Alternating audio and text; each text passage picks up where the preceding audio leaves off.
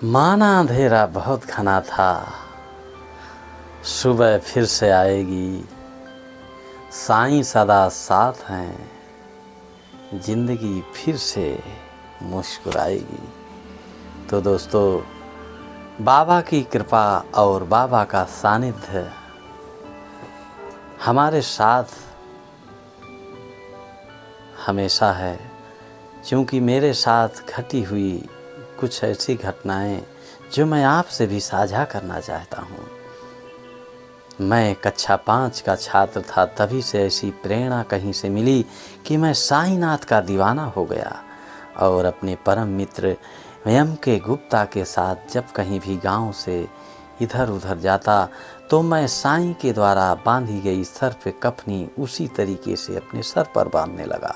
कुछ गांव के लोगों ने अट्टहास भी किया, उपहास भी उड़ाया, यहाँ तक कि साईनाथ की लगी हुई तस्वीर को मेरे स्वयं के कुछ घर के सदस्य ने उनका तिरस्कार करने की कोशिश की, जो कि मैं अधिक और दृढ़ संकल्प होने के साथ साथ बाबा पर पूरा मुझे भरोसा था और मैं उनकी दिन प्रतिदिन आराधना करता चला गया।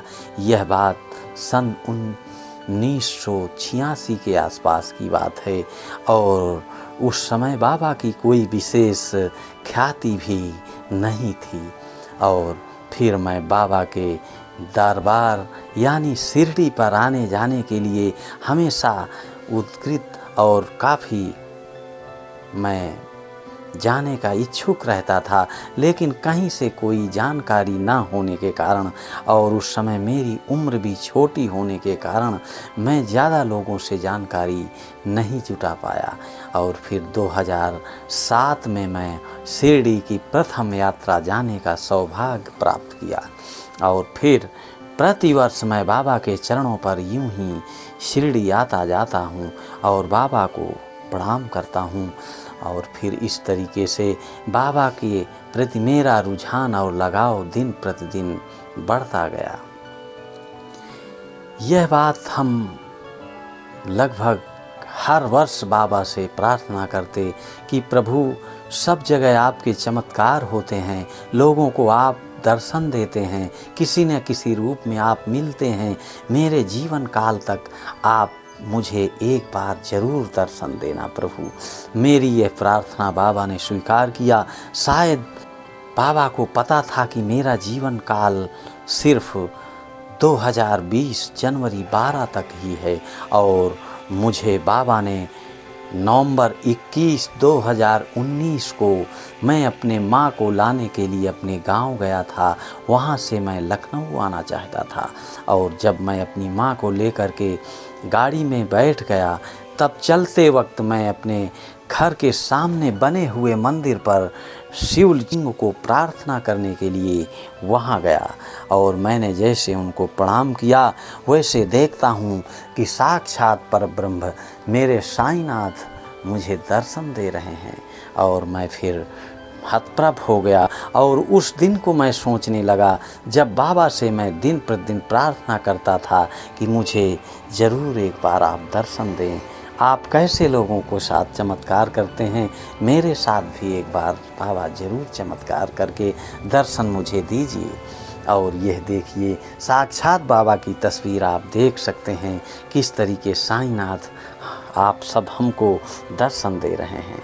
और फिर ये घटना होने के बाद इस तरीके से मुझे बाबा की कृपा मिलने के बाद मेरे जीवन का एक बहुत ही दुखद समय आ जाता है और मेरा शायद वो समय आखिरी था, इसीलिए बाबा ने मुझे पहले से ही दर्शन दे दिए क्योंकि मेरा जीवन काल समाप्त होने को था। और 12 जनवरी 2020 को मैं एक टैक्सी से सफ़र कर रहा था और उस टैक्सी के ड्राइवर ने आगे खड़े ट्रक को ध्यान नहीं दिया। उसके पहले मैं चूँकि ठंडी होने की वजह से मैं एक जैकेट पहने हुआ था तो उन्होंने मुझसे कहा, आप जैकेट मोटी पहने हैं, आप ज़रा पीछे की सीट पर जा कर के बैठ जाइए क्योंकि चलाने में गाड़ी मुझे दिक्कत होगी। और इस तरीके से मुझे पीछे उन्होंने बैठाल दिया और 50 सेकेंड और 1 मिनट के अंदर ही खड़े ट्रक में गाड़ी को एक्सीडेंट हो जाता है और वहाँ लगभग आधा हिस्सा गाड़ी के पीछे के ट्रक के हिस्से में गाड़ी घुस जाती है। वहाँ आगे बैठे हुए सभी लोग दुर्भाग्यवश नहीं बच पाते और पीछे होने की वजह से मैं गंभीर रूप से घायल हो जाता हूँ और वहाँ के कुछ निकलने वाले राहगीर और लोगों ने मुझे किसी ट्रामा सेंटर पे पहुँचाया और फिर रात में ही मेरे परिवार के लोगों ने खोजते हुए मुझे उस स्थान तक पहुँचे और मैं पूरी तरह से कई अंगों से मैं क्षतिग्रस्त हो चुका था। मुझे काफ़ी दिक्कतों का सामना करना पड़ा। मैं लगभग 25 दिन हॉस्पिटलाइज रहा और बाबा का ऐसा चमत्कार कि कुछ लोगों ने तो ये तक कह दिया कि इनका बचना नामुमकिन है, लेकिन बाबा पर मुझे पूरा भरोसा था। बाबा की उदी और उनकी तस्वीर मैं अपने बेड पर ज़रूर रखता था जहाँ भी मैं एडमिट था और मुझे पूर्ण विश्वास था कि साईनाथ की कृपा मेरे साथ अवश्य होगी और उसी तरीके से साईनाथ ने मेरे साथ किया। जैसे सामान्य मैं 21 नवंबर 2019 को बाबा की आराधना किया था, आज मैं उसी तरीके से हूँ और चलता हूँ, फिरता हूँ, लोगों से बात करते हुए सभी कार्य अपने करता हूँ। यह मेरे साथ हुआ चमत्कार।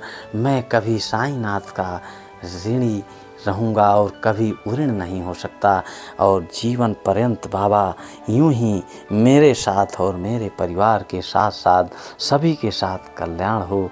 मैं यही प्रार्थना करते हुए आप लोगों से विदा ले रहा हूं और यदि आपको मेरी ये बातें अच्छी लगी हों तो कमेंट्स बॉक्स पर ज़रूर बाबा के लिए ओम साईं राम ज़रूर लिख देने। और इसके अलावा यदि आपको मेरे चैनल की जानकारियाँ अच्छी लगती हों तो मेरे चैनल को ज़रूर सब्सक्राइब करें। ओम साईं राम, ओम साईं राम।